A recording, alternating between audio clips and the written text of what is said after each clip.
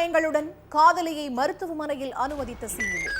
காதலி உயிரிழந்து விட்டதாக மருத்துவமனை தரப்பில் தகவல். சடலத்தை போஸ்ட்மார்ட்டத்துக்கு அனுப்பி வைத்து போலீசார் விசாரணை. இளம்பெண்ணின் சடலத்தில் காயங்கள் இருந்ததாகவும் கழுத்தில் எலும்பு முறிவு ஏற்பட்டிருந்ததாகவும் வெளியான ரிப்போர்ட். போலீசாரின் விசாரணையில் முன்னுக்கு பின் முரணாக பதிலளித்த சிஇஓ. காதலி கொலை செய்யப்பட்டது ஏன், நடந்தது என்ன?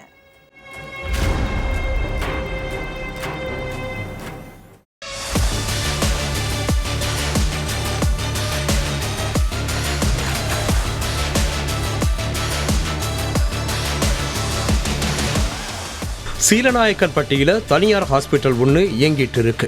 நைட் நேரத்துல அந்த ஹாஸ்பிட்டலோட சிஇஓ உதயச்சரண்கிற நபர் தலையில ரத்த காயங்களோட பெண் ஒருத்தங்களை கார்ல கூப்பிட்டு வந்து அட்மிட் பண்ணி இருக்காரு. இவ பேரு பாரதி.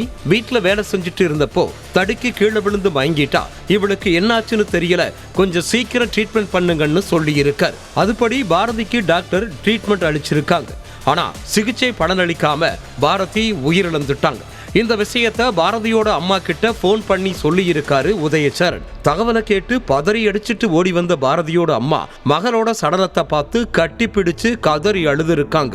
அடுத்து உதயச்சரண் கிட்ட என் மகளுக்கு என்ன ஆச்சு, நீதான் என் மகளை ஏதோ பண்ணிட்டன்னு சொல்லி அவர்கிட்ட சண்டை போட்டு இருக்காங்க. அடுத்து அவங்களே போலீஸ் ஸ்டேஷன்லையும் உதயச்சரண் மேல புகார் அளிச்சிட்டாங்க. இந்த புகாரை வாங்கின போலீஸ் உதயச்சரண் கிட்ட விசாரிச்சிருக்காங்க. அதுக்கடுத்து பாரதியோட சடலத்தை மீட்டு போஸ்ட்மார்ட்டத்துக்கு அனுப்பி வச்சிருக்காங்க போலீஸ். அதுபடி மறுநாள் வெளியான ரிப்போர்ட்ல பாரதியோட கழுத்துல எலும்பு முறிவு ஏற்பட்டிருந்ததும் அவங்களோட தலையில பலமான காயங்கள் இருந்ததாகவும் குறிப்பிட்டிருந்துச்சு. இதை வச்சு இதை கொலைன்னு கன்ஃபார்ம் பண்ண போலீஸ் உதயச்சரண் கிட்ட விசாரிச்சிருக்காங்க. அப்போ உதயச்சரண் பாரதி கீழே விழுந்துதான் உயிரிழந்திருக்காங்கன்னு சொல்லி இருக்கார். அதுக்கடுத்து உதயச்சரணை பாரதியோட வீட்டுக்கு கூப்பிட்டு போயிருக்காங்க போலீஸ். அங்க வீட்டுல இருந்த 10 நகைப்பெட்டிகள் திறந்து கிடந்திருக்கு. நகைகளும் காணாம போயிருக்கு. அதை பார்த்த உடனே நகைக்காக பாரதி கொலை செய்யப்பட்டிருப்பாங்கன்னு போலீஸுக்கு சந்தேகம் வந்திருக்கு. அதுக்கடுத்து பாரதியோட செல்போனை வீட்டுல தேடி பார்த்திருக்காங்க போலீஸ். ஆனா வீட்டுல போன் இல்ல. இந்த கொலையில ஏதோ ஒரு மர்மம் ஒளிஞ்சிருக்குன்னு நினைச்ச போலீஸ் உதயச்சரணை கஸ்டடியில் எடுத்து விசாரிக்க ஆரம்பிச்சாங்க. அதுலதான் எல்லா உண்மைகளையும் உதயச்சரண் சொல்லி இருக்கார்.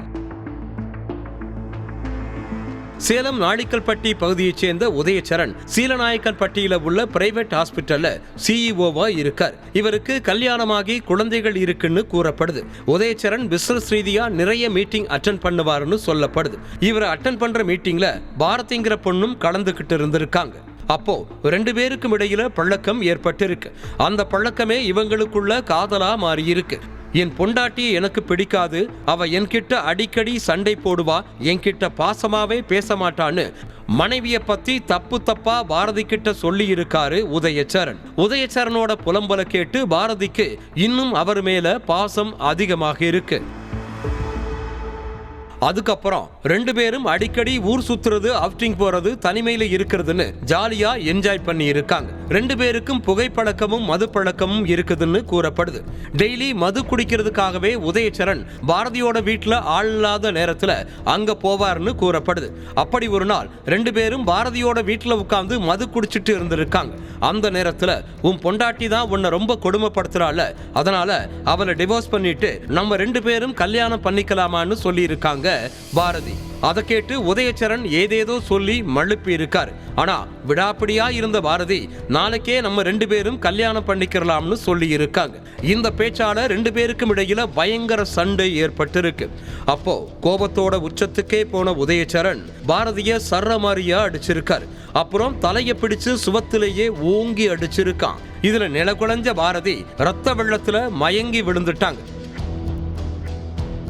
அதுக்கடுத்து பக்கத்துல இருந்த தலையணியை எடுத்து உதயச்சரண் பாரதியோட முகத்துல வச்சு அமுக்கி இருக்கான். இதுல மூச்சு திணறல் ஏற்பட்டு பாரதி உயிரிழந்துட்டாங்க. அதுக்கடுத்து சடலத்தை தன்னோட கார்ல தூக்கி போட்ட உதயச்சரண் நேரா ஹாஸ்பிட்டலுக்கு கூட்டிட்டு போயிருக்கான். போற வழியிலேயே பாரதியோட செல்போனை தூக்கி அங்கிருந்த ஒரு சாக்கடையில வீசி இருக்கான். அடுத்து பாரதி வீட்டுல தடுக்கி விழுந்து மயங்கிட்டதா சொல்லி நாடகமாடி இருக்கான் உதயச்சரண். அப்போ பாரதிக்கு சிகிச்சை அளித்த டாக்டர் அவங்க உயிரிழந்துட்டதா சொல்லி இருக்காங்க.